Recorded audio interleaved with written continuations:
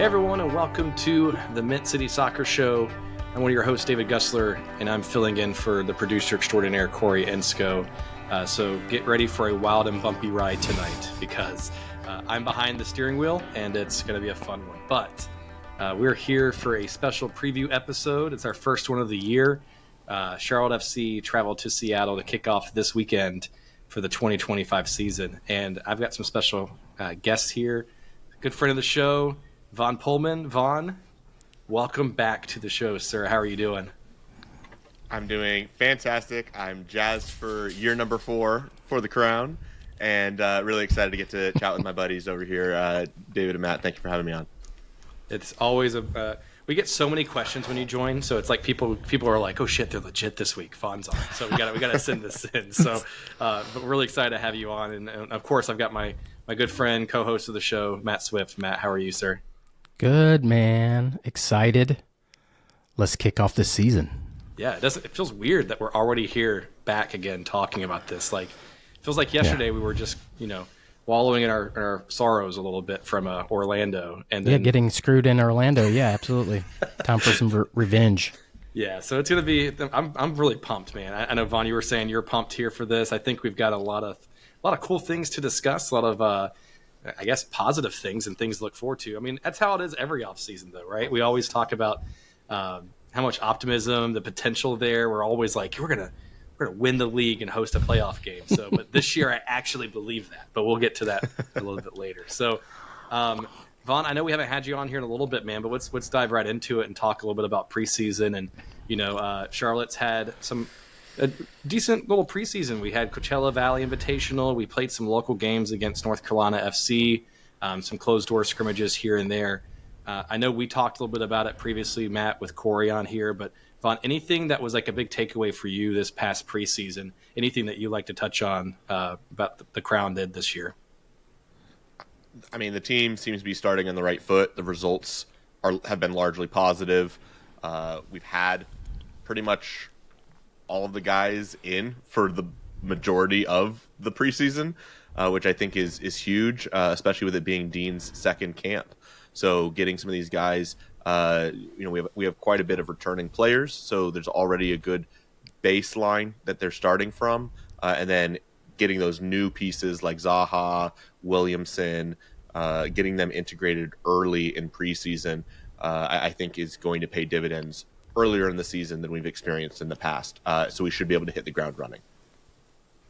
Yeah, it's interesting, and I'll get both your thoughts on this here first. But Vaughn, I'll ask you, like, it doesn't feel like it, but last year, like, at this point, Dean Smith was a brand new manager for the club, been with us for like 30, 45 days.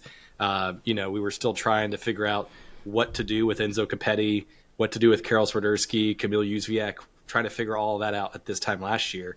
And here we are 365 days ahead. Totally different to me, at least, it feels like a totally different roster view and approach this past offseason than we've had previously. How are you feeling about the moves that Dean and Zoran made this offseason heading into this preseason? I mean, it's positive. Everything's building upon a solid foundation. There's stability. The standard has already been raised. The principles of play have already been established.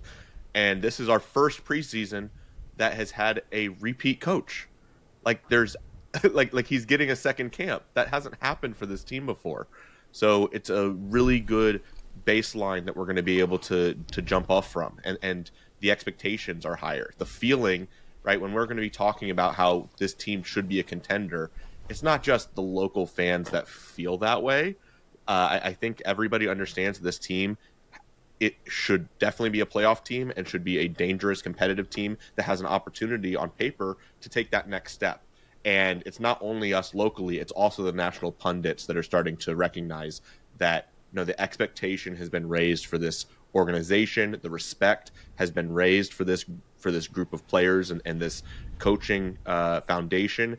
And we are set up to be among the best playing teams in the league. So yeah, those are the takeaways to have for the here and now. So those are really good points, Vaughn, right? And even just the expectations that we're going to have heading into this preseason and even going into the kickoff this season. Not to tee you up here, Swift, but I did see as I was trying to enjoy my dinner down here in Bluffton tonight.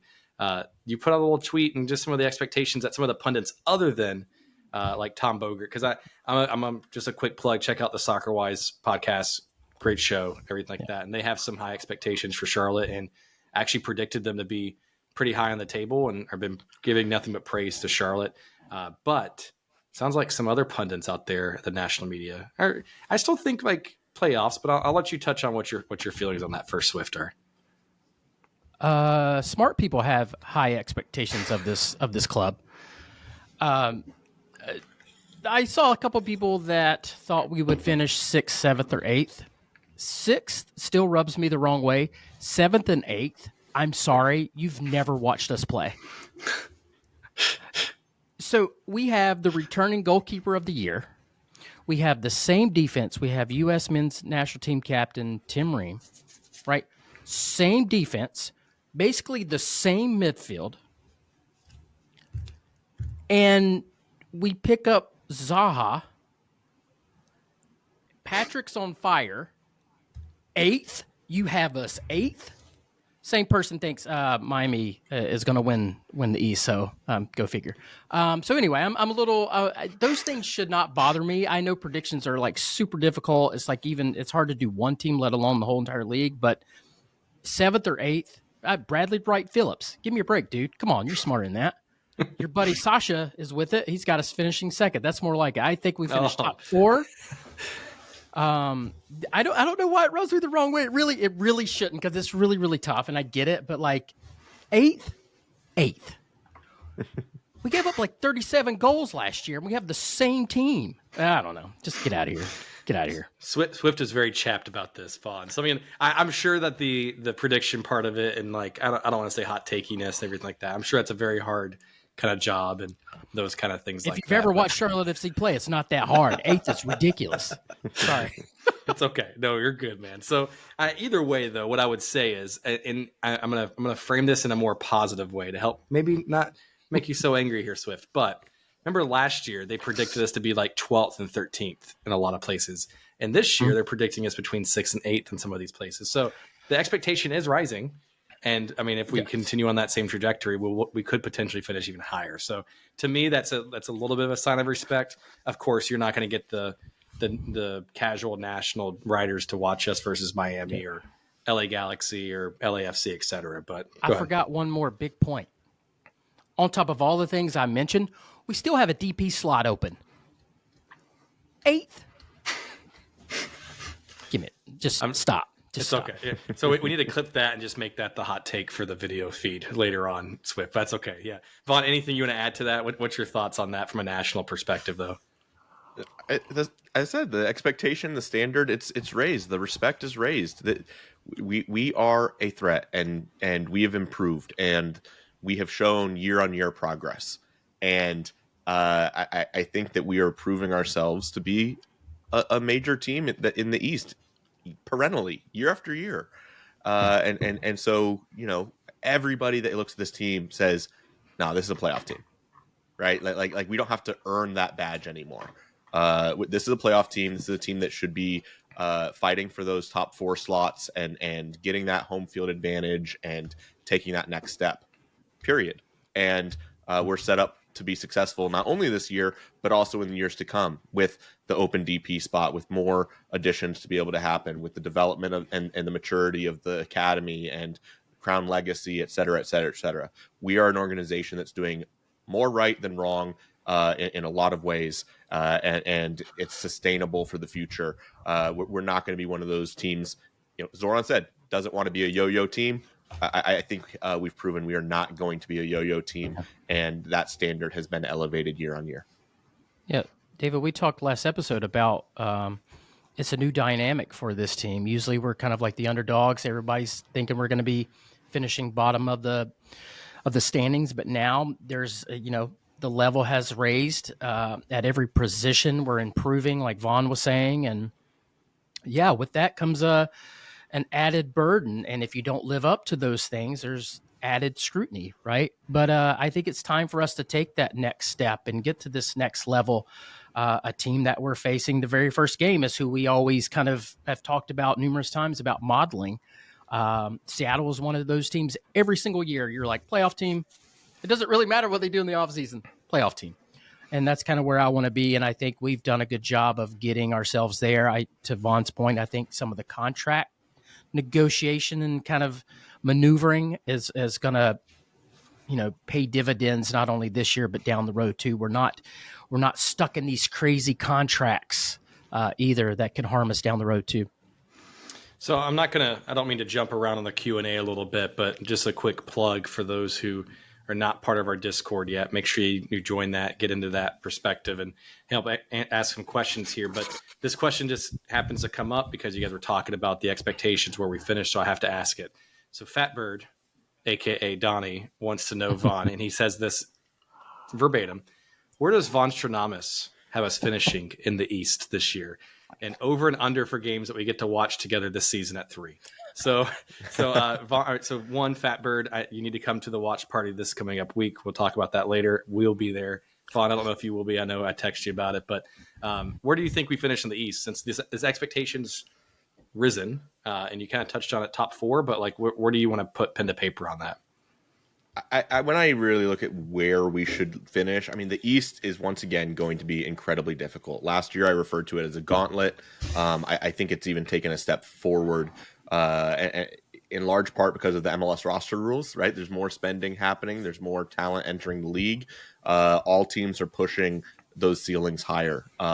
And so I think the East is particularly competitive in terms of the quality of teams, teams trying to keep pace with the Miamis and Messis. I have us finishing 3rd. I still think that Miami, for obvious reasons, it's going to be very challenging to go from, we finished with 51 points. They set the points record last year with 73, 74 points. I mean, it was a lot of points. Us improving 23 points year on year is not to be expected. That's I think too much. So it would be lovely. I think that's our absolute ceiling, is just to be that kind of team that does start to put their boot on throats type of team. I don't think we're quite there yet, but we could develop into that. So I don't think we're first. I think Miami still has to get knocked off that pedestal, and underneath that, I still really like Cincinnati. Them being able to go from Lucho Acosta to Evander is arguably an upgrade. Denke, they have still some really significant weapons, a really strong defense. There's a lot to still like about Cincinnati. I think we can make an argument for Columbus taking a step backwards. I think we can see how we could potentially jump over Orlando. So I could see us kind of progressing up to that 3rd. And as for how many games I'll watch with Fatbird, as many as possible, I'm going to smash the over on 3. Nice. I would take money on those odds there for it. So Swift, anything you want to put pen to paper, so that way when we fast forward this 10 months down the road, we can clip this part with you and Vaughn and put on repeat and see who was loud right and who was loud wrong? I think right now I would say 4th, and then who do we get in with that slot that we have, the DP slot? Sure. And I think that will make us 3rd or 4th. That's kind of where I'm at. I think 5th would be a little disappointing because that's how we, finished last season. So I want to see us take a step forward. But the East is going to be very, very tough. The teams that Vaughn mentioned. I don't think Miami will do quite as well this season, but Cincinnati and Columbus again are always solid. So I'm gonna say 4th, but with the new DP could finish 3rd. And I want to add in, I think last year also the line, the demarcation line was like, we should try to break 50 points, right? That we should try to break that threshold. I think it would be a really fantastic season for us if we can encroach on 60. But I think that's what it's going to take to be a 2nd or 3rd team in the conference. Is you got to break 60. And do I believe that we can improve 3 wins from last year? with the additions we've had, with the stability we've got, with the establishment of that base foundation we have, and building upon what Dean has already done. Yeah, I think that could be in the cards. Yeah, it's interesting, and not to make this like a Seattle show, because that's not what my intent is, but just because they're coming up here. But the spending this offseason and this window for MLS has been pretty aggressive. Like, I think it's been one of the more active ones, one of the bigger spending seasons and windows that they've ever had. And Seattle is one of those teams, like, may not have been like a big splash like in the foreign transfer market, but they made some interleague transfers and trades, and bringing in Paul Arriola and Jesus Ferreira and those kind of players to kind of bring them into their starting 11 to already typically consistent starting 11 thing. It's going to be difficult for me to say, like, yeah, I first or second, I'm not expecting that. But I think the expectation, like you guys have talked about, has been raised. I want third or fourth, personally speaking. I think having a player like Zaha come in, having the expectations there, having Leo Abada have a full offseason, Pep Biel having an offseason with this potentially too. I know he's been kind of sidelined with some leg issues and here and there, but he's back. It's setting us up for success. I mean, think about it from this time last year. Think about who our starting wingers were week 1 in our first game, and then who was up top the first game, who was our starting attacking mid the first game last year, and how much of a different shift that roster is now. I think that week 1 lineup. Yeah, I think that week 1 lineup was Yuri Tavares on the left, Vargas on the right, Brecht Diagra, and Enzo Capetti. So we're going from that to we're going from that to Abada, Biel, Zaha, and Ajimang. On paper, we've taken a mighty step. Yeah. So just talking there, and I'll transition to this next, I guess, topic to dive into a little bit. But lots have been, I guess, some people have been talking about some of these moves, and you guys kind of already touched on it a little bit. Having Zaha up top, having Leo Abada, Pep. I think that starters kind of already penciled in a little bit, but I want to know what you guys are thinking just from what you've heard, what you've seen from this offseason or preseason, whatever you want to call it. What do you think is going to be the starting 11 for us going into Seattle here a little bit? Because like you said, Swift, I think the back line is going to be kind of the same. I don't think you're going to see anything too crazy there, but midfield, you might have some question marks. Maybe something up top, you might have some question marks. So Swift, I'll throw it to you first, and then I'll throw it to Vaughn to get his thoughts after that. Yeah, I think, goalkeeper, clearly Klina. The back line, same as last season. Ream, Malanda, Privet, Byrne. Up top is easy for me. Zaha, Patrick, Abada. The middle for this game is what's giving me some question marks. And I'm so looking forward to this game because I really want to see what Dean does, considering how I think even we are against Seattle, and I don't want to go too much into a match preview right now. Is Pep fully fit? How much are we going to attack instead of like really having a lot of bite in the midfield? For me, we talked last episode, it would be hard for me not to start Brandt and Westwood. So the only outlier is it Pep? Is it maybe Bronico a little advanced, and then you have Gianni or Williamson back there? I don't know. That's the big question mark for this game. Normally, Pep, Bronico, Westwood, that would be the middle. But for this game, I don't know how Dean's going to play it, and I don't know how fit and ready to go Pep is for 90 minutes.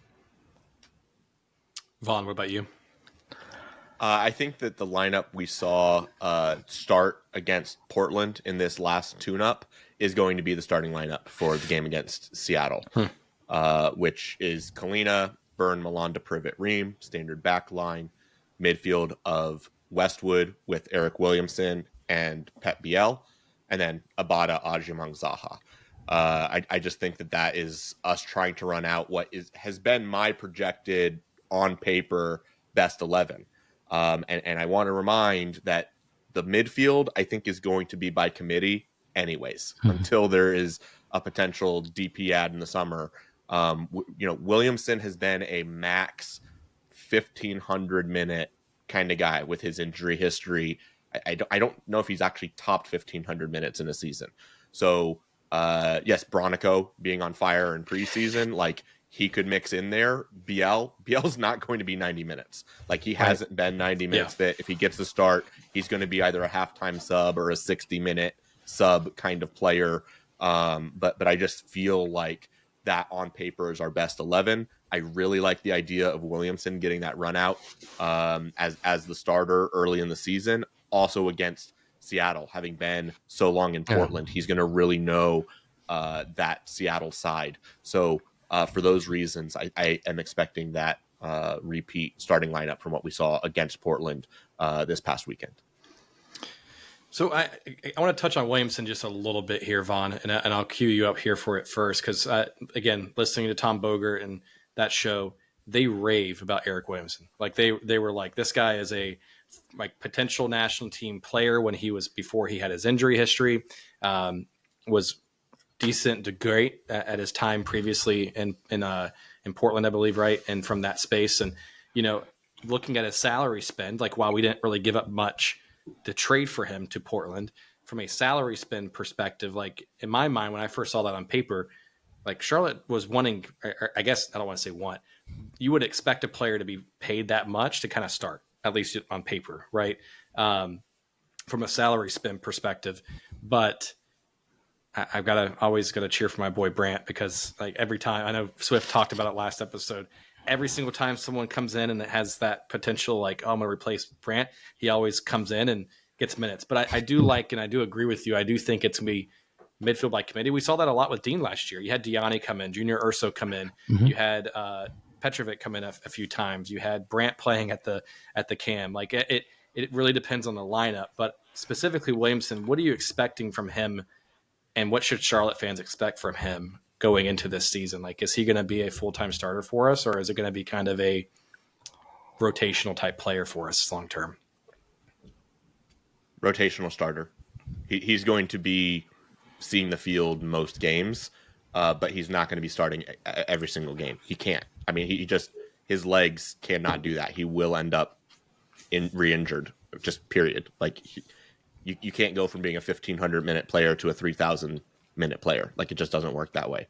So he's going to have a very specific role. He's going to be used as a specific weapon against certain teams. It's going to be interesting to see if that happens on the road versus at home. Mm-hmm. If it's happening against teams he's scouted really well, having played for a long time in the Western Conference, is he playing those teams, or is he being used against Eastern Conference sides? These are some things to keep an eye on. But Williamson at his height, I mean, he had, I think, 6 or 7 games with the U.S. men's national team, so multiple call-ups. And had he stayed healthy, he would not be in MLS right now. He would be playing in Europe. Like he was on that trajectory to be a multi-million-dollar transfer abroad. Like he was a high-level MLS number 8, and playing in what has also been a very good, well-respected midfield in Portland for a long time, playing alongside Diego Chara, playing alongside Diego Valeri. He's been that other piece of a really, really, really strong MLS midfield. So William, I'm really excited to see what Williamson can do for us. Sorry, I had to laugh for a second when you said Diego Valeri. Donnie, aka Fatbird, looks. If you look up Diego Valeri and Donnie, same person. We'll see if even though I'm producer extraordinaire here in a minute, we'll see if we can get a picture of Donnie and Diego there and put them up on the YouTube channel here a little bit later. We'll see if Corey can work some magic there. But Donnie Valeri. Donnie Valeri, there we go. We'll get him a kit with that on there, so it'll be good. So, I mean, Swift, anything that you would do? I mean, do you agree with that from an assessment from Williamson a little bit? Yeah, he wants to be here. I think that he was one of those players that probably could have come here sooner and probably wanted to come here sooner. That's the word on the street. So I'm sure he's happy that he's here. He's an East Coast guy.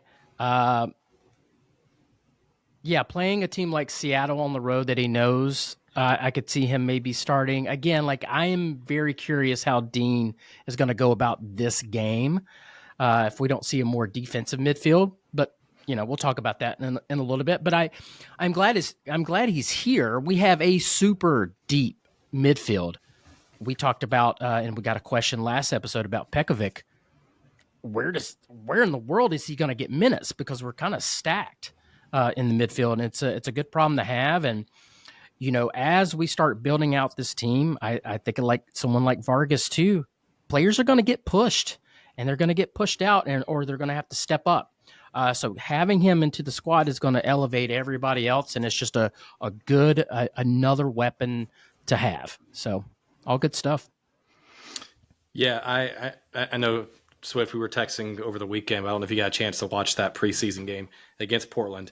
Williamson had a little bit of chippiness to him. Now, granted, I know it's his former team, Sure. but I like that in a midfielder a little bit, right? Like there was a little bit of chest pumping and pushing a little bit and scrappiness, which I know you like that a lot in the midfield and your type of players there, Swift. So I do.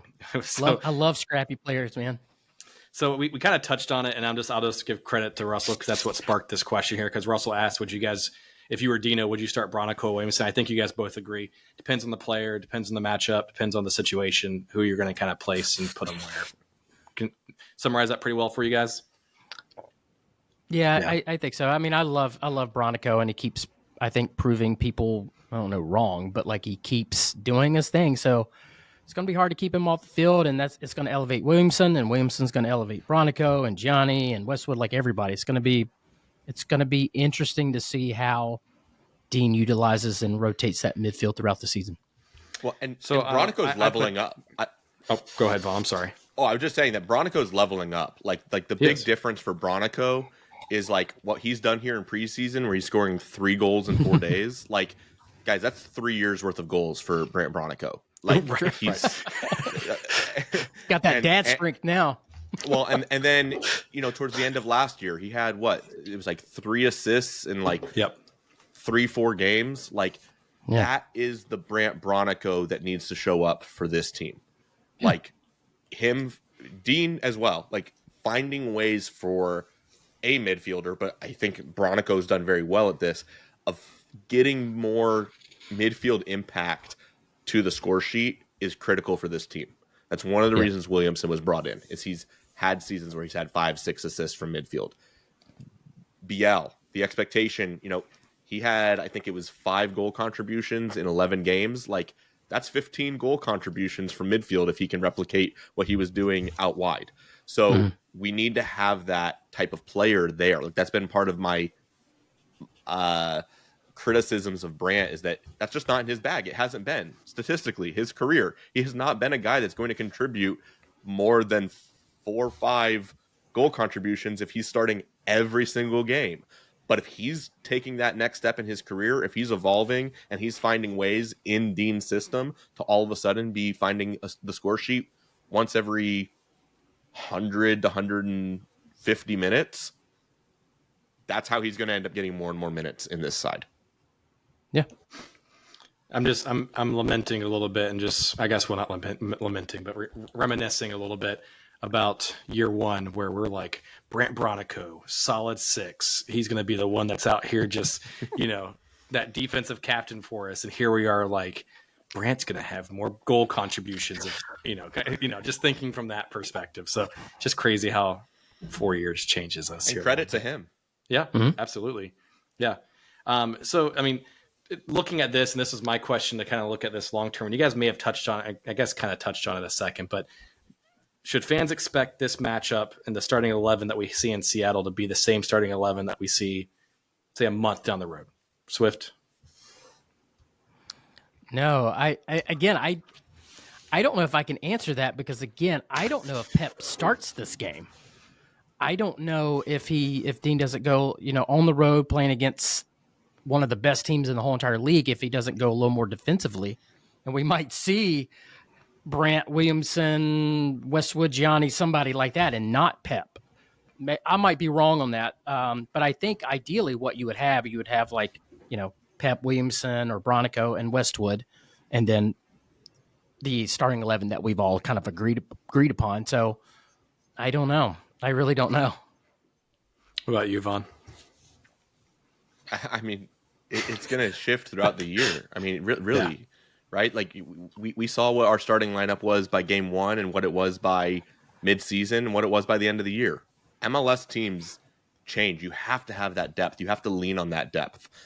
You need to be able to have guys that they're going to find form at different times. You want them to all be hitting and firing on all cylinders, but I also don't want to be a team that's just reliant on 11 guys and the rest just be ready when you get your spot minutes. No, we're going to have guys that are going to also push the starters, that are going to push for those minutes. Like, yeah, let Vargas go on a heater, and he's like, I gotta train every single week to try and earn a spot over Zaha. Maybe that's what takes his game to the next level. Who knows? We don't know.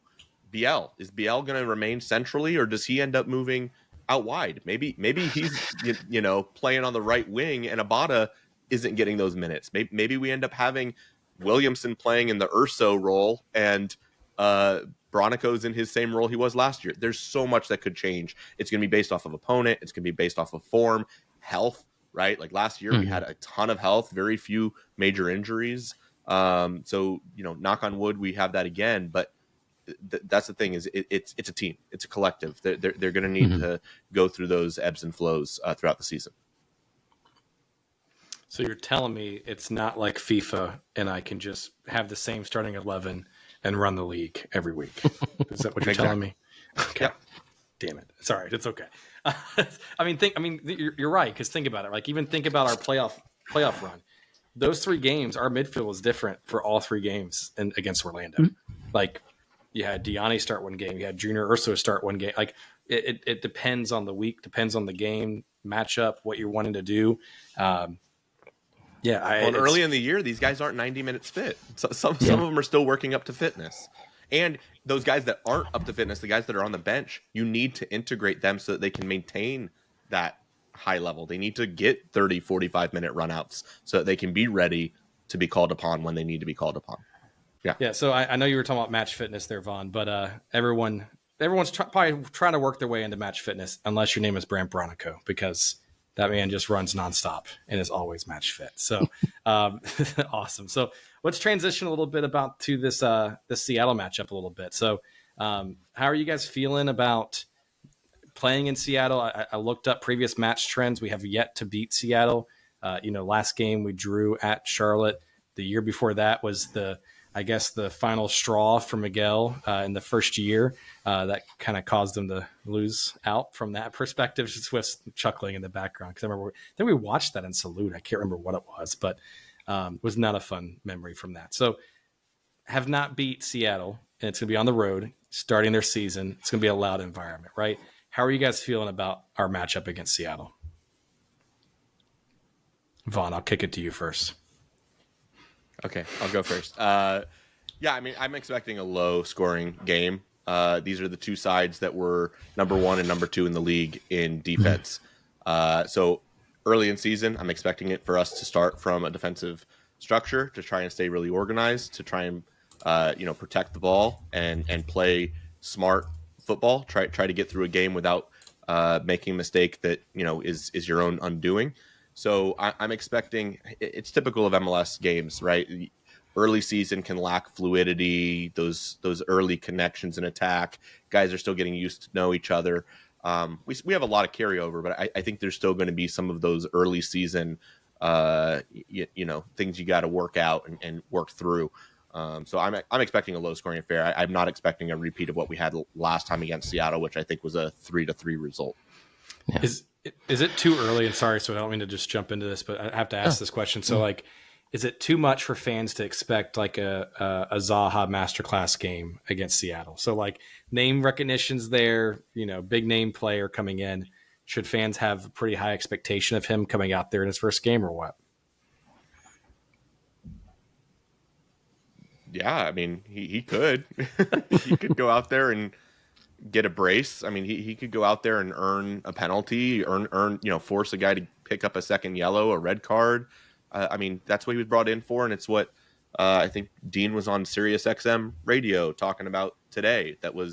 He's a game changer. Like, he's going to be a menace that is really going to challenge some MLS defenses. I mean, he's a high level world class player, and we are going to see those moments of brilliance. the space that he's going to create for Ajiamong and the opportunities he's going to create for Ajiamong, who's also in form, playing with confidence, scoring a brace in preseason. It could come from him. It could come from Abada, who's on the other wing and is like third fiddle. This is a guy that a year ago was arguably the best player for Celtic, and now he's our like third or fourth best attacking option. Good place to be. So for your question around Zaha, yeah, he could come in and just totally take the league by storm and start front-footed and try to prove a point in his first game, and who knows, he has that gear. Yeah. Swift, how are you feeling again about this matchup? Really wish we weren't playing Seattle the first game away. Like Vaughn was saying, Seattle was the only other team that had fewer goals scored than us. I think they had 35. We had 37, something like that. So I think it's going to be a slugfest. I think it's going to won't be as crisp. I think there'll be mistakes. That's why I think that the middle three is going to be really, really important, because I think we actually match up well all over the field. The winger position keep an eye out for this. You have Zaha, you have Abada, and then you have Areola, you have Jordan Morris. So you got a lot of speed. You got Jesus Ferreira, you got Patrick Aguirre. So it's going to be interesting to see who gets pinned back the most. But I'm looking like the middle. I think you're going to see some yellow cards. I think you're going to see some late challenges, and just because it's the first game, I just think it's going to be a slugfest, and probably not very pretty. And I think goals that are scored will probably come from like set pieces or like crashing the box or something. Yeah, selfishly, I wish this game wasn't the first one of the year, because I would have loved to gone to Seattle and actually gone to the game. You know what I mean? Because it's been like 10 years since I've been there. But it's interesting for me because and Vaughn and Swift, keep me honest here, but like Seattle going out and getting like a Jesus Ferreira and a Paul Arriola is not typically like in their pedigree, right? Like they do tend to kind of bring players up inside and internally and try to build from some of their, I don't want to say academy all the time, but they do identify some young players. To me, that's a big matchup for me, because I'm interested to see that speed and Jordan Morris, et cetera, playing against like a Tim Ream, going against Nathan Byrne, because we don't really have that depth for subs now on our back line, except for some youth, right? So we're going to be expecting Tim Ream to run 90 minutes against Paul Arriola or Jordan Morris and say, hey, can Tim Ream hold up to that? And I'm wearing a Tim Ream kit right now, so I'm not bad-mouthing Tim. But do you think that's going to be a problem for us, Vaughn, in this matchup, you think? No. I mean, he's the U.S. men's national team captain. He's playing 90 minutes against national team level guys. Like, do I think that he can go 90 minutes against Paul Arriola? So is this a... Yeah, he knows Paul pretty well, I would imagine. He's very familiar with Paul's game. Is this one of those times where I'm asking a question and it's like Zoran back when he said, well, if Camille can score in England, he can score in Salt Lake. It's just one of those times that I'm saying, like, if Tim can play in England, he can play in Seattle kind of situations. If Tim can't keep up with Paul Arriola, we have bigger problems. Yeah, very true. Got it. I'm very curious to how Zaha plays and Abada plays defense this season. I think that was a big thing for Dean last season, like our wingers getting back and playing defense. So I'm very curious to see how that plays out this season, because our front line midfield, specifically is a big reason why we only gave up 37 goals. I mean, Kalina, of course, with his MVP season, but yeah, so that's a big thing for me too. Like I said, it's going to be interesting to see the dynamic, how Seattle comes out and how we come out. I think we're very similar. That was yeah, one. Do you want to talk about offense now or when we get to the fan questions? Let's talk about it. Go ahead. I think the biggest thing for us this season, we know that defensively we're basically the same, right? And that we were among the best teams in the league. Finished second in goals against. I think we can all expect some regression there, but we've got to stay probably a top 5 defense, just foundationally. That I think should be a low bar for us expectation. Offensively, we need to become that team that is a top 10, in my opinion, minimum top 10 type of attack in this league. And that's going to involve us being Zaha stepping up and being that game changer. It's going to involve us being multidimensional and not being a one style of attack, right? It's Ajiman taking that next step in his development and finding new ways to score, not always just having to strong bully a guy and not always just, we're going to be a transitional team. Yeah, we're going to be a transitional team. We're going to need to score goals on transitions, but we need to finish more on set pieces. We need to be having more goal creating actions. Like, I want us to be an offense by volume, where it's not like, oh yeah, our XG was okay, it was decent, we were top half in the league. I want us to just be creating so many chances that we are just flooding our opponent with danger, and that those are coming from different areas of the pitch. That Abada is getting involved. That Zaha is a threat in multiple ways, both taking guys on, getting crosses in, cutting in centrally, doing following overlaps, and just being a dynamic, fluid, progressive team that can do it in transition, but can also do it in possession. We just have to be that type of scare the pants off of the opponent in multiple ways. And if we can take that step, which we should be able to, it's what's going to elevate this team from being good to great in MLS. Yep. I think Zaha, if you've ever watched him play, and we've talked about this before, he's going to be on the ground more than some of our other players. He's going to get fouled straight up, and also he's going to, maybe make the most of yeah. So there, to Vaughn's point, we've got to get better at finishing that when Zaha gets in dangerous positions, and he will go down and get fouled. Abada too. We have to finish those off. That's when we got to use our height that we have. And that's where Patrick, again, needs to take his game up to another level, heading the ball in, with Tim Ream, Malanda. We got some big dudes on our team.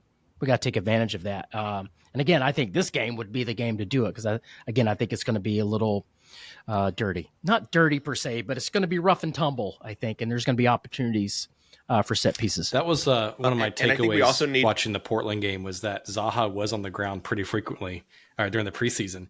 Yeah. And even teams are going to hate his guts. Even the commentator for the preseason game was like, wow, there's a lot of fouls already for a preseason game in the first half. And Zaha was in the mix for a good bit of them. And then not to go back too far back, but I am interested to see how he plays defensively, because there were a few times where it was like, do I see him falling completely back? Probably not. That's probably not his game. I have no idea. But I'm interested to see if that's a liability at all for us long term. But Vaughn, I didn't mean to cut you off. Go ahead.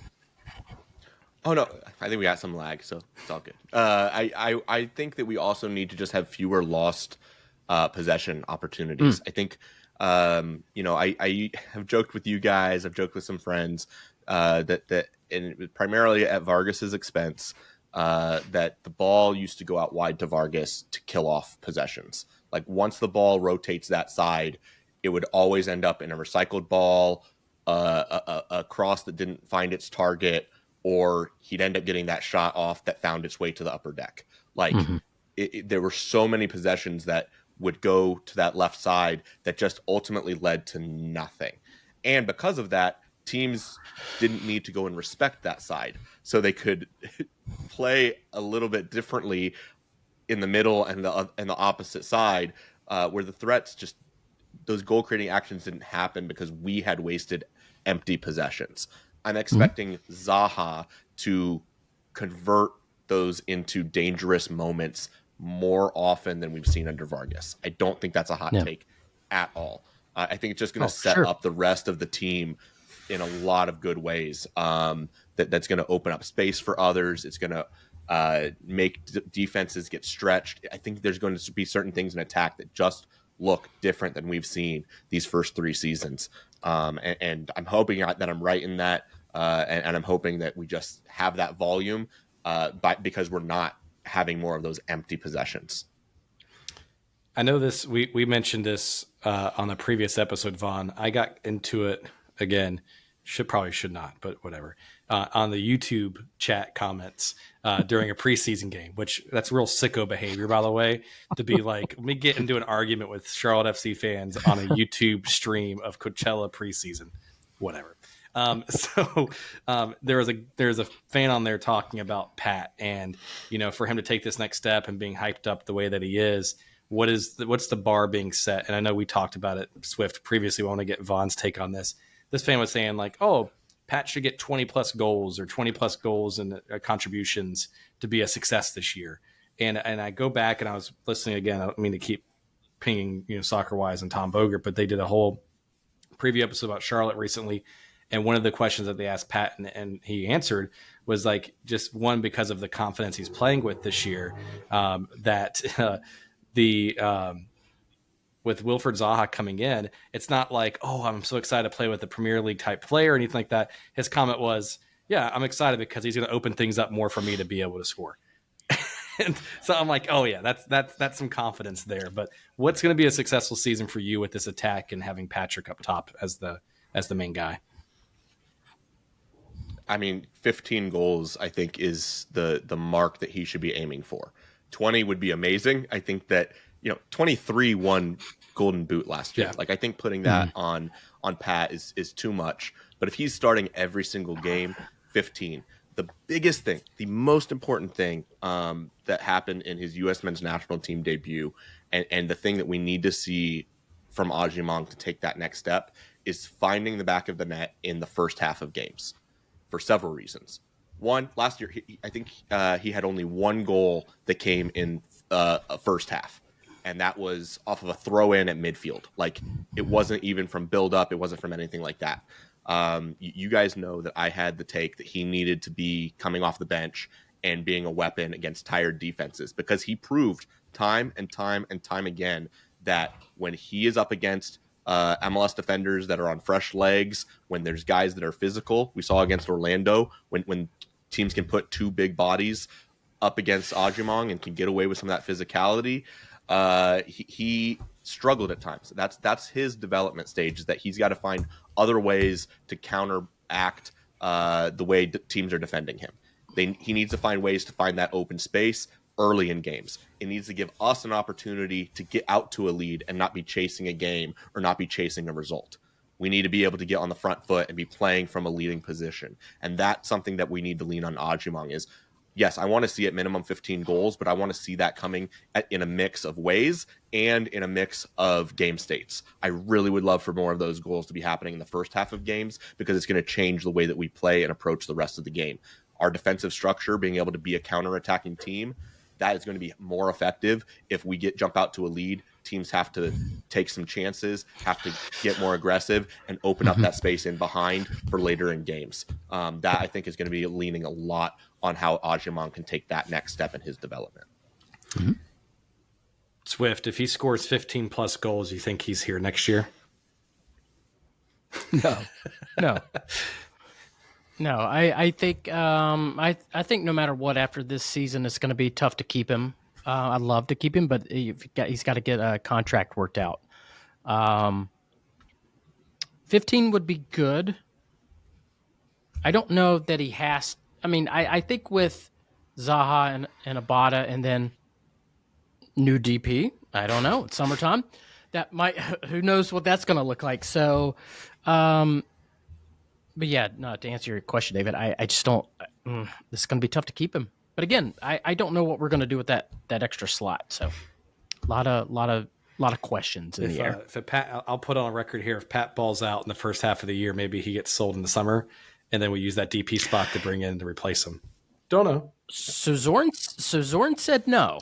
Zorn also said he was going to sell Carroll for $10 million, though. So Yeah, and I was like, I would like. If it were me, I would make sure Pat stays through the season, because even if you get a DP striker, you still need a backup. Sure. You still kind of same thing last year. So I don't selling him in the summer. I mean, you would have to get a big payday for him for me to sell him in the summer. and you would also have to bring somebody else in. So I think we'll get this season. And depending how things shake out, hopefully we could keep him. But I think he's one of those guys that's just going to get nabbed up by somebody, unfortunately. But that's what happens when you have really good players on your roster. Vaughn, what's your thoughts on that? Because that was one of the questions I think David Kelly asked in Slack earlier. It was like, talking about younger players getting hyped up, being sold. Zoran kind of saying, not for sale quite yet. Do you think an offer would come in like that, he would go, or what? It always takes two to tango, right? So it's got to be a mix of Ajiman getting the payday that he wants. It's going to be it being the right fit in terms of where's he going to go that's going to give him minutes and continue his development. It's going to be maybe even country. Where does he want to be and what makes sense for him, right? Because we've seen, even for a player like Zaha, going to France is no guarantee that it's going to be a good fit for what you need, just not professionally, but like in terms of lifestyle. And so Ajimang, I think, is going to be selective about, does he want to stay long-term in Charlotte? Does he want to go abroad? When he goes abroad, what does that look like? And I think the offers are going to come. I think it's going to help if he's scoring goals and he's a regular starter. But I've also said this too, is like I said, he's only scored 1 goal in first halves. Like, there's going to be a lot of scouts overseas that are going to see him still as a raw player that needs some more development. They can see the athleticism, they can see what he can do, but you also have to play to his strengths in a way that you might not have to for a lot of other strikers, right? Like, what's the argument about him playing for the U.S. men's national team right now is that he is a different profile than is currently on the U.S. men's national team. So he is going to have to fit into a team in a little bit of a different way than a typical striker, a typical number 9. He's a weapon. Teams just have to commit to utilizing that weapon. So do I think we keep him through the year? Yeah, I think it's going to be hard to move him, just in the sense of Zoran doesn't want to sell him. He's on a team-friendly contract where we don't have to be hyper-motivated to sell him. We have team control. There's a lot to grow on. And remember, this is also a guy that has I think 11 career goals in first team football. Like, he is still new to this whole thing. There's growth to happen. Another variable. What did Pochettino tell him? Because we all know national team coaches will have that conversation with players, and depending on how they preference things, some coaches will be like, you have to go play overseas if you want a shot here. You have to go here to elevate here to play on this team. So I don't know what that conversation was like. And Vaughn touched on a lot of other things, but I would be very interested to see what that conversation was like after the camp, because it was a very positive camp. So Patrick has a lot of, questions that he needs to answer. And I'm sure his agent is like, we're about to get paid. So it's going to be interesting. Yeah. At the end of the season. So I'm excited for Pat on a personal level, but also for the team, because I think the future is bright for both parties involved. I think Pat's going to benefit from it. I think the team's going to benefit from it. I mean, we've talked about Atlanta in the past about the spending that they do, and the way they spend that way is because of the selling and the players that they've sold. And Charlotte could become just as good if they sell these type players long term for us. Don't want to ask this question, but I have to ask just because there's new interleague trading rules, but I don't think another team or Charlotte would trade Pat to another MLS team. But, I hope not, unless I guess money talks sometimes, but it is what it is sometimes. So, So I don't mean to jump around a little bit, but you guys are having a good conversation. But coming it back to Seattle just for half a second here, score predictions for this game. So I know you guys both said low scoring game. I want you guys to, put it on record. What do you think the result of this game is going to be before we kind of jump into some of the Q&A? So, Swift, what do you think the score is going to be for Saturday as we watch it at Hop 5 for our show? My first natural thought was 2-2, but I think it's going to probably be 1-1. Okay. Who scores first, just out of curiosity? I want it as specific as you can, so that way I can laugh. And I actually think we score first, and then Seattle at home kind of gets back into it. But I think both goals are going to be ugly. it's Seattle. It's gross. It's Watch it be like 4-4. I was about to say. All beautiful goals. Hardly no fouls at all. Is going to be the exact opposite. But no, I think it's going to be. I think it's going to be a draw. I think it's going to be ugly and not pretty. Smash and grab, draw. I was going to put that on the record. You guys both said like scrappy, low scoring games earlier and kind of teasing to it. And I was like, just watch. It's going to be the exact opposite. It's going to be like 3-3, 4-4, kind of type situation again. Who knows? Grant Bronico gets a hat trick. I don't know. Who knows? So, Vaughn, what do you think the score prediction is going to be? Yeah, I'm also going 1-1 draw. I had it written down, so I'm not copycatting. I'm expecting a 1-1 draw. I'll flip the script. I'll say that they score first and that we claw our way back into the game on a transition goal. Interesting. I'm not going to put my record on there like I did the very first year with like Christian Fuchs getting a volley from a corner with his left foot, top corner. I'm not going to do that. I'm going to say we win 2-1 because I'm going to be an optimist. I'm going to be positive. Never beat Seattle. I think this is the year that we do it. And I think Zaha goes off and scores 2 goals on his premiere. It would be a hell of a statement win. I mean, honestly, like if we were to win this game, it is a flag planted first game away. I mean, hype train will be real, sir. It really would. It really will. I mean, then we're back home against Atlanta. I mean, it would be major, I think, to win this game. So with that, that's perfect transition. So it's as if you saw these questions in the show notes ahead of time. So we're going to dive into some fan Q&A here a little bit, but that's the perfect transition here. And I'm trying to filibuster as I pull this up to see who asked the question. Perfect. It's our friend Russell Varner. So Russell wanted to know, how many points do you expect this team to get in their first 4 games? Because they're just talking about this transition. We've got Seattle away, Atlanta at home, Miami, and Cincinnati, right? So it's going to be a little bit of an early stretch here, a tough stretch. So how many points do you think this team kind of gets out of this situation, Vaughn? I'll throw it to you first.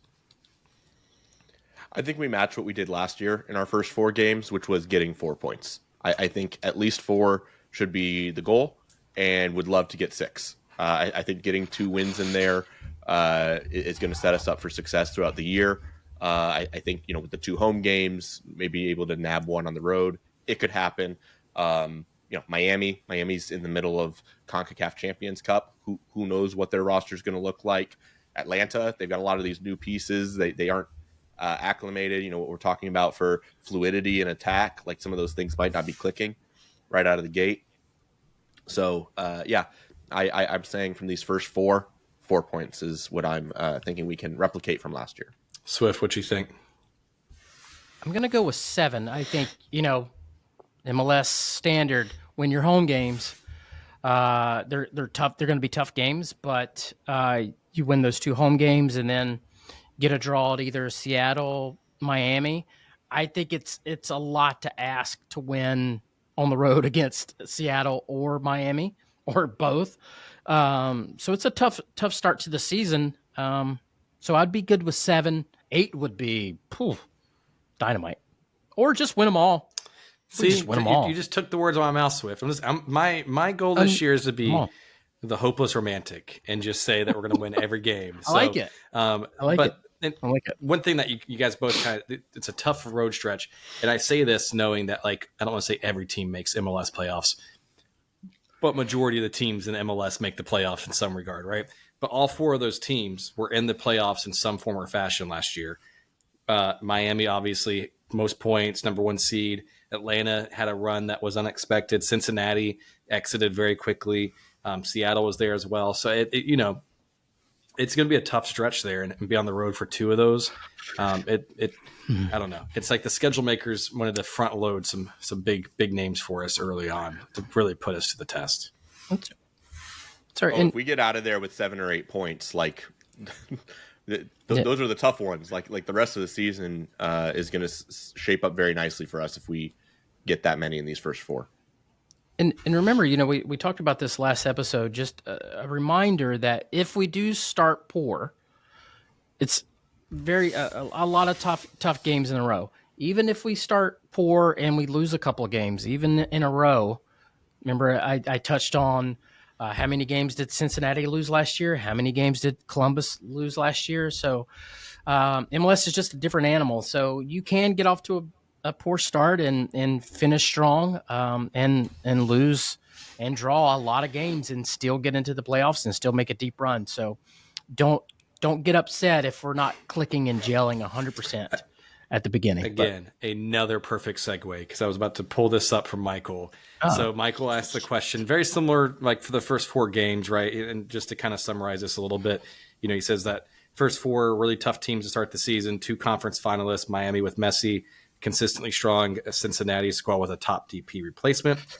Are there any concerns about offensive chemistry, specifically about Beal, Abada, Zaha, et cetera, developing this in these early matches, right? Imagine Zaha like, hey, buddy, I know you just came to the United States, but you're not going to be flying across the country to go Coachella for preseason. Fly back to Charlotte, then fly to Seattle, and then fly back to Charlotte, literally all within 14 to 21 days. Like, that's him flying across Europe, right? So any concerns about that kind of chemistry with these first 4 games? And Swift, I'll throw it to you first this time. Yeah, I think you'll probably see it in the first game. I think there'll be some missed passes. They have to get used to playing in season, full form, full fitness, full running. So yeah, I think there'll be some wayward passes and kind of looking and like, hey, and pointing and, I want to hear instead of there. It's going to take a little bit for all these guys to get used to things. But when I'm feeling like when it's going to click, we're going to blow the doors off folks, but it's going to take a little bit. Vaughn, what about you?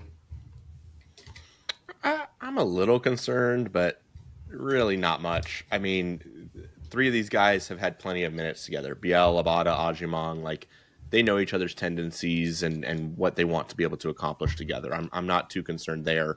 There were quotes talking about how Biel and Zaha have already connected well and are doing a lot of really good things. I think that was a quote from Zoran on a recent interview on WFNZ. Like there's already some good chemistry that's being developed there. Zaha's a world-class player. Like he is going to be able to integrate. Like that's the whole point of a DP, is that they can step in and that learning curve is really short. It's more the guys around him learning how does he want to receive the ball, which foot does he want to get the ball on, what's exactly. the pace of that ball coming into him, what are those movements off of him that he wants to have that pass available and reading the gives and goes, right? That's the part that we're going to need to see, is how many times does a guy make a pass and the guy didn't make the run that his teammate was expecting him to. Those are going to be the things that may creep in every now and then, but I'm not too concerned. I mean, we saw in the preseason the assist that Zaha had to Ajimong. Like they're already making some of that connection, which I'm going to call Zahajimong. I want to go ahead and hashtag Zahajimong and like make that a thing. I'm ready to see that connection. Vaughn, oh my God. If I can get your permission here, a hobby I've picked up this off season is making really dumb show stickers. So I would love to make that into like a hashtag. Say it again, Zahaman, or say it again. Zahajimong. Just a run on this Zaha. And connect it right into Ajimong. Okay. I'll see if I can make a fun sticker for that before the first game. So if that connection happens, Von Stronam has predicted it. So I love it. Love it. Great. Or you can do your Mint City meme thing and just throw Ajimong's hair on Zaha. Yeah. Oh, yeah. Oh, I could just do both. I'll combine both into a sticker. It's great. Okay. There's the juice is already flowing here. Thanks, Vaughn. I appreciate it. So Swift is just already shaking his head. So that's boy. So talking about, and maybe it's not so much a Charlotte FC question, but more so about MLS in general in the East. So Philip asked from our Discord, he said, in the Eastern Conference, what one team that made the playoffs in 2024 do you expect to miss it in 2025? And then what one team missed it in 2024? So again, not saying every MLS team makes it, but there's like 3 or 4 that don't. Do you expect to make it in 2025? So Vaughn, first, like who do you think drops out and who do you think joins this year in the playoff race? Can I have two teams that drop out? Is that cheating? That's the same. Go ahead, Vaughn. Yeah, I've got two teams as well. Montreal. I think Montreal is a young side. They haven't made a lot of changes to improve. I think the teams around them in the league have improved. There just isn't anything there that indicates they're going to progress. So I think that they're they made the play-in game, 8th seed, late addition to the playoffs, kind of squeaking in a little bit. I think they're a team that could see a drop off. And then the other team that I want to loop into that is NYCFC. I think that they have Santi Rodriguez that is rumored to be heading to Botafogo. James Sands went on loan but then got injured. He's not going to be in the mix. They have a new coach. And that new coach, Jasper Jensen, or something, I believe that's his name, was talking about trying to be a more aggressive side, to be a more high pressing side. So they're also looking at a stylistic change from what they've been doing. They could get that new coach bump, but I'm expecting for them to look considerably different than a year ago, with some steps back in what their roster construction is. So I could see NYCFC struggling a little bit. Swift, you were chuckling. Do you have the same two teams? It's exactly the same two teams. I'm going to be. So, anything you want to elaborate on that? Anything different or thoughts on it? No. Vaughn predicted it great. So, Vaughn. No, it was harder to predict who was going to get in than out. But yeah, we'll get to that in a second. But yeah, that's exactly the two teams I had. So who do you think jumps in, Vaughn? Jumping in, if those two drop out, I do think DC was on the cusp. I could see DC taking that little step forward. Troy Lesane, I think can help them that little bit. What was the other team that I had in the mix? I could see New England taking a big step forward. Caleb Porter has had that kind of rapport of being really bad, really good, really bad, really good, like year after year in his other stops that he's had both in Portland and in Columbus. In fact, usually that was being a team outside of the playoffs and then winning MLS Cup. So they've also had some positive additions. I could see New England surprising some people and taking a step forward. And I want to just throw another one in there, but they always get us fooled. Greg Berhalter, I think, is going to have a big impact in Chicago. Just don't bet the house for Caleb Porter on New England, making it sound good. So interesting about Berhalter, because Chicago's had a very interesting window, because there was like rumors about some big name players being brought into Chicago and them changing the culture there and all sorts of stuff. But at least we know Berhalter will have some nice shoes on the sideline in MLS. It'll be good. So Swift, what about you with those two teams? One of the teams, I don't know why I want to say this.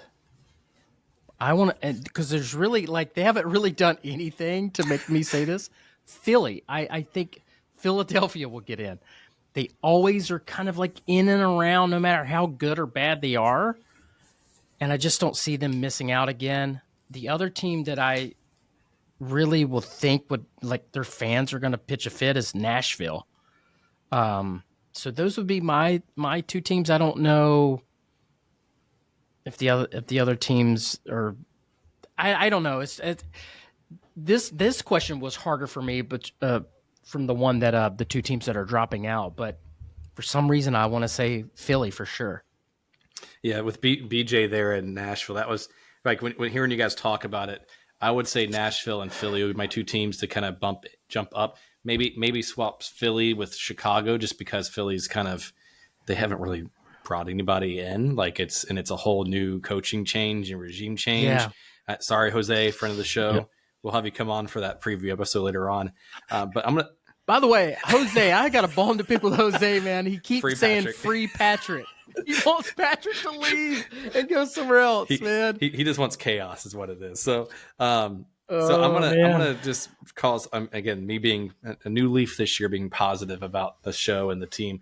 I'm just gonna call a total chaos for the two teams that drop. I'm gonna say Miami, just because I want pure and utter chaos. I would love that so much. Mwah. Oh, the league and Apple would just be like, oh God, dang would it! be great. I would love that so So much. the playoff field has been extended to There you 12 go. teams. Exactly. And they're already moving, winter games for Messi right now, anyways, because he doesn't want to play in the snow in Ohio or something like that. But it's okay. But Miami, and then I'm going to say again, just because this is the perfect segue for my next question. I'm going to say Cincinnati, just because the whole Queen City fortress kind of thing going on back and forth. I just want them to drop out and go in for it. And speaking of which, transition. Russell asked the question. Speaking of Cincinnati, how do you feel about Cincinnati apparently calling their stadium the quote fortress, just days after the Charlotte FC team announced the fortress kit? And are you quote imitation is the sincerest form of flattery? Or are you, quote, get creative and stop copying our homework and get us in trouble feeling? So, Swift, how are you feeling from a Cincinnati copying our homework feeling? Now I'm with you. I want them to miss the playoffs completely. Do you think, I mean, it's like, and not to go into the whole Queen City thing, but is that kind of like, it's kind of weird they would call it a fortress immediately after us calling the fortress kid, or no? Maybe they don't pay attention. I don't know. I don't know who makes those decisions there. Maybe they did pay attention. Maybe they didn't. It's annoying. Yeah.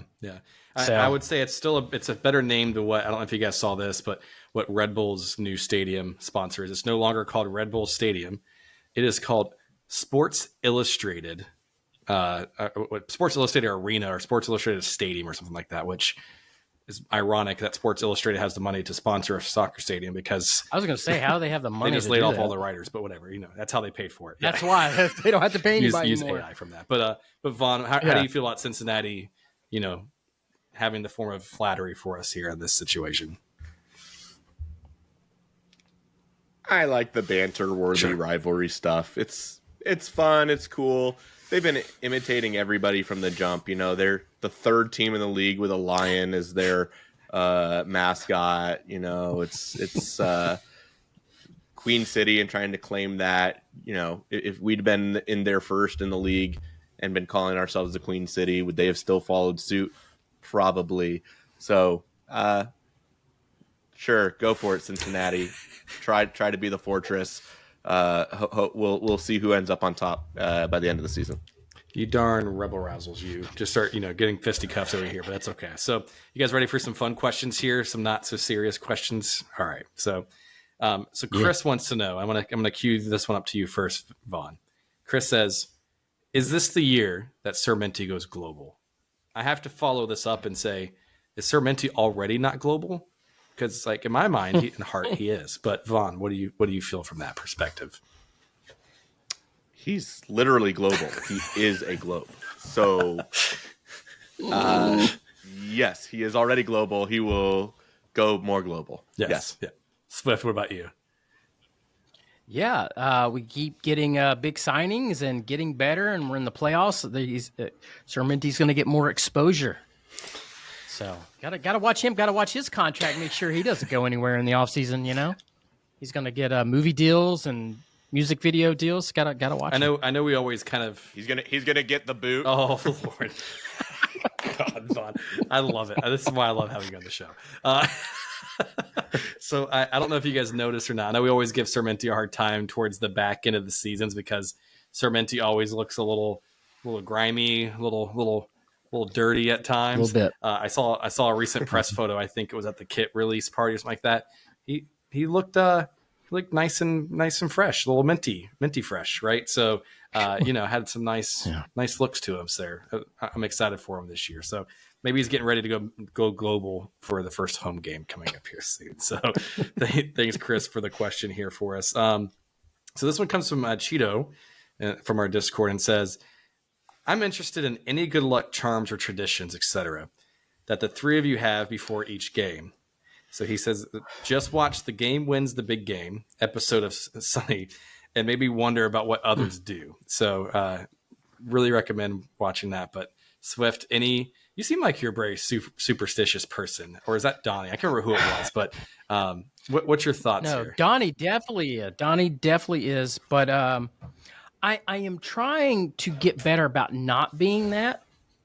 Like I will, like if we win a game or two in a row, I'm like, ooh, I wore these socks last time. Ooh, I wore this jersey. In my club level seats, I do. Me and my buddy Steven, I have to sit on one side. He has, and if we flip, I'm like, no, you got to move. There's no reason for it. It just, I don't know. So, but I'm trying not to be, because like if my team's winning, I'll sit on the couch like a certain way and I won't move, and it's very uncomfortable. But I'm like, if I move, Patrick won't score, so I have to sit like this. So it's more annoying. So I'm trying to like not be that way anymore. But I find it very difficult to not be a little superstitious. You're not stitious. You're superstitious. I'm just trying to sound. Just a little stitious. So Vaughn, how about you? Are you any charms, traditions for you from your perspective? Honestly, the tradition for me is tuning into the morning and coffees. They're the soccer and coffees that we do. I look forward to those, and I usually have tea instead of coffee. That's all right. But yeah, that gets me into game day mood, and often that's when I'll do my rewatch of the game from the prior week.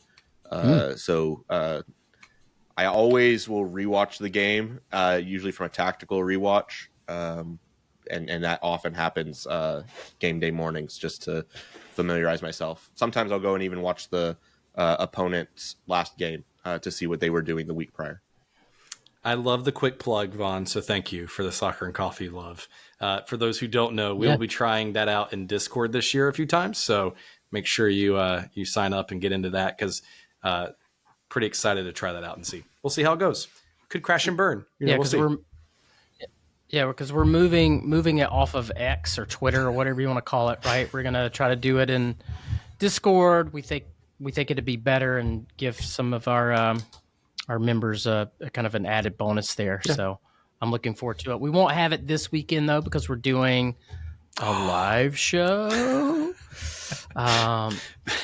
So no soccer and coffee this weekend, but we will get back into the swing of things because I do enjoy it myself.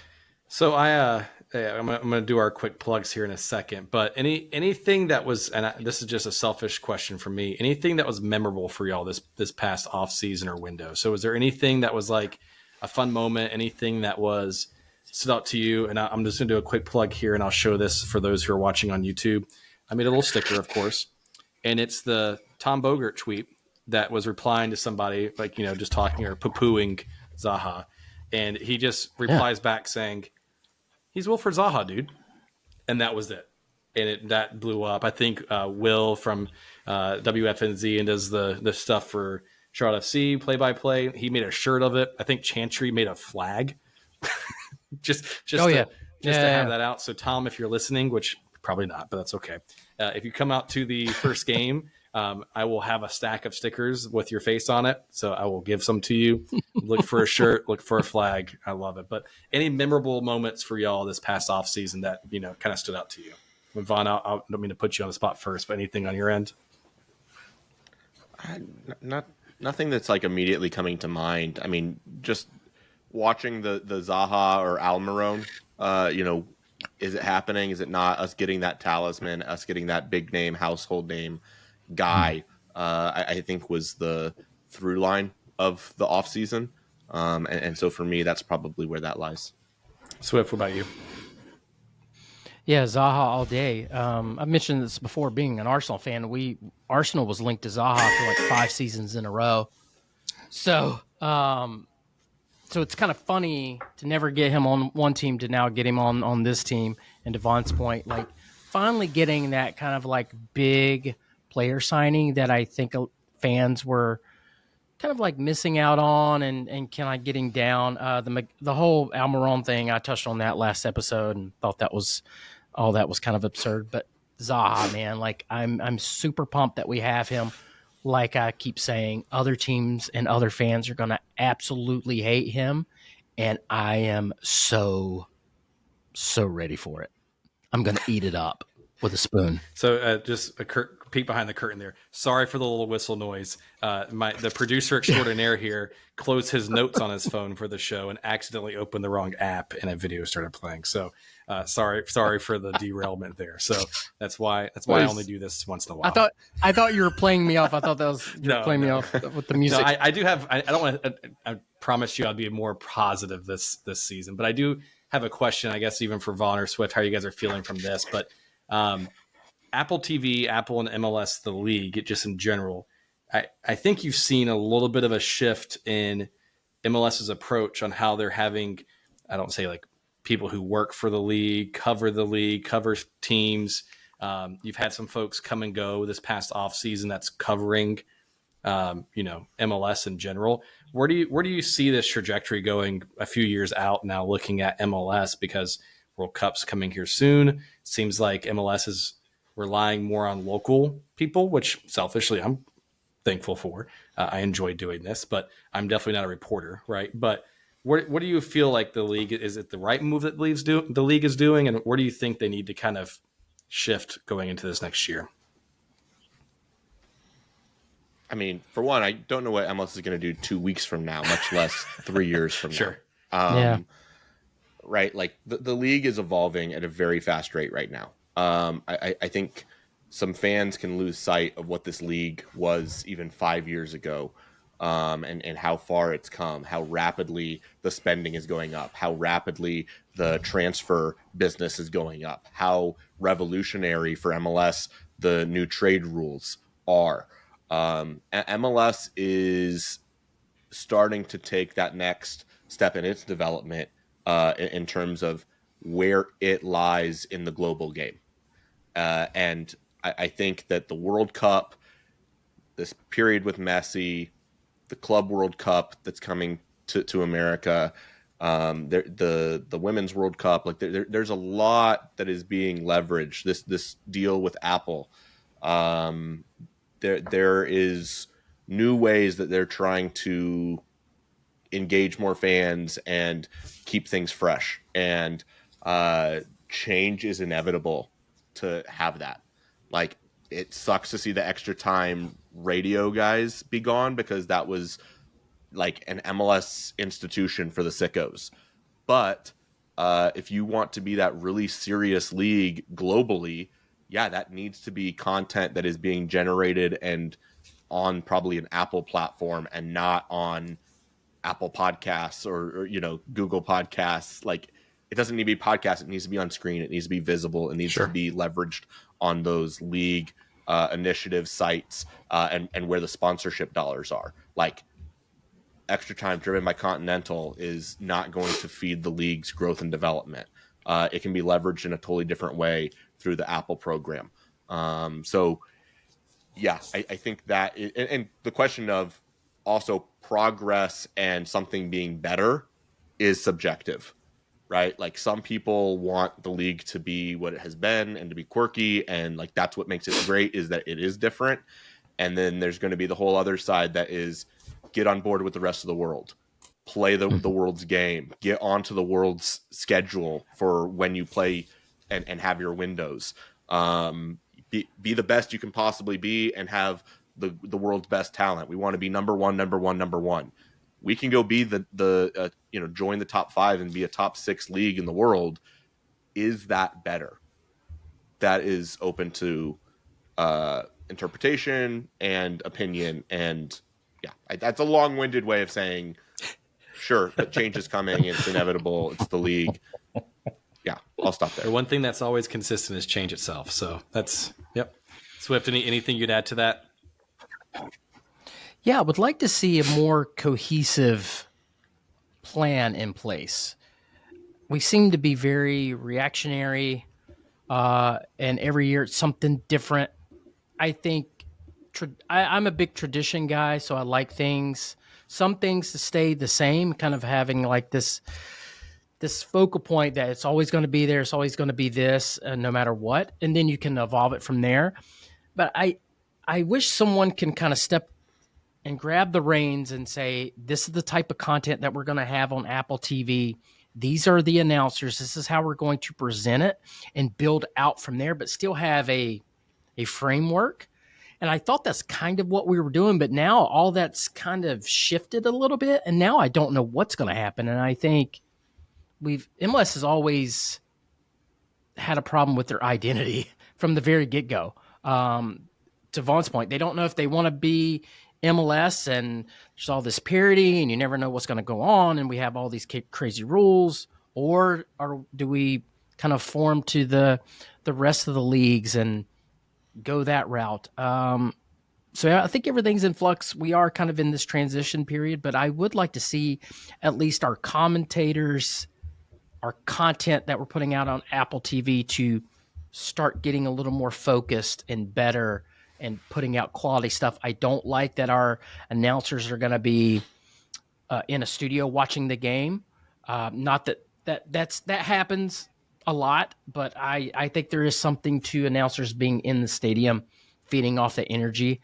So yeah, I'd like to see some type of continuity as we go forward. I agree on that last one. When I heard that about them being remote for these games, I thought that was kind of crazy. But that's just me personally speaking. I feel like the announcers do a great job. I just don't feel like the personalization, the feeling, the build up is going to be there. But that's just me. But I will say, to Vaughn's point, this league has grown a lot. And I go back to even, you said 5 years ago, which doesn't feel like it's 5 years ago.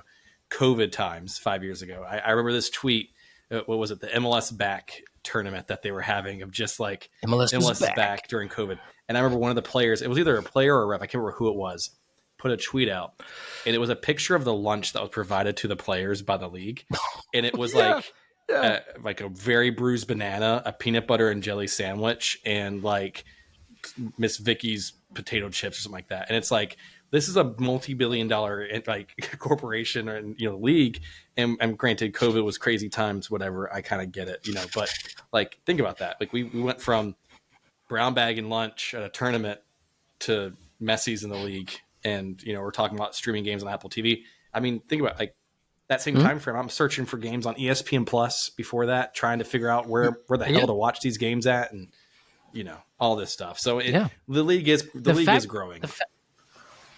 The fact that we actually have a hub that you can go to and watch profiles for all the different teams like that. The first year content for Apple TV, I was like, yes, this is what I've always wanted. Second year, I'm like, where's the content, dude? Kind of like revved it up, and I'm like, yeah, this is good enough. So I'd like to see them kind of double down on this stuff and keep going with it. Vaughn, any other closing thoughts on that one? I don't know why you're knocking Miss Vicky or Otis Spunkmeyer. Oh, yeah. Don't get me wrong. I love me some potato chips. This is the fat guy over here talking. I love those, man. The kettle cooked chips, man. Don't get me started. Voodoo chips. Wow. So voodoo chips. See, I can get started. Corn dogs, voodoo chips, great. So,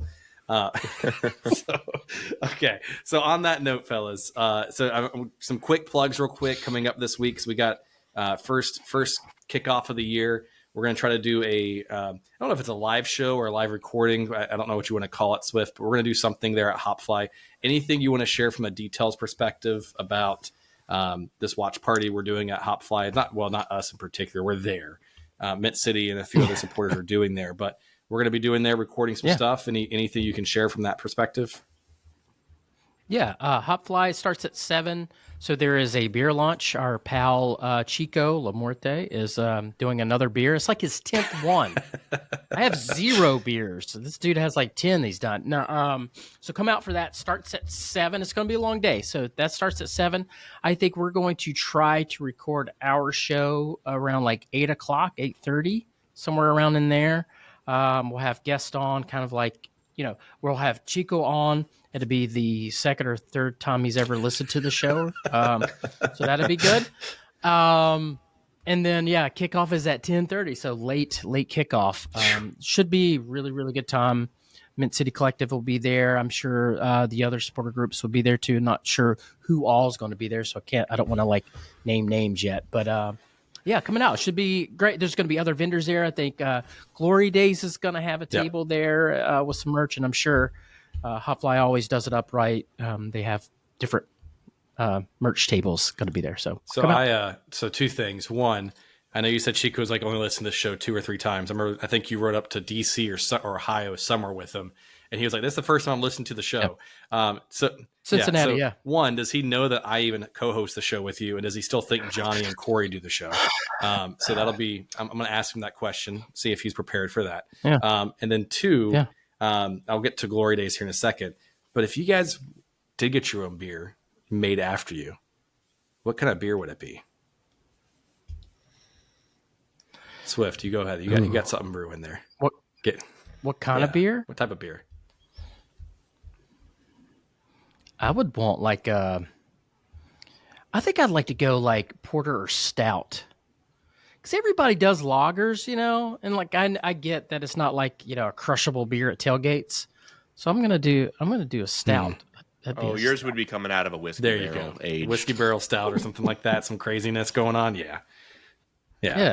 I'm gonna go stout. How about you, Vaughn?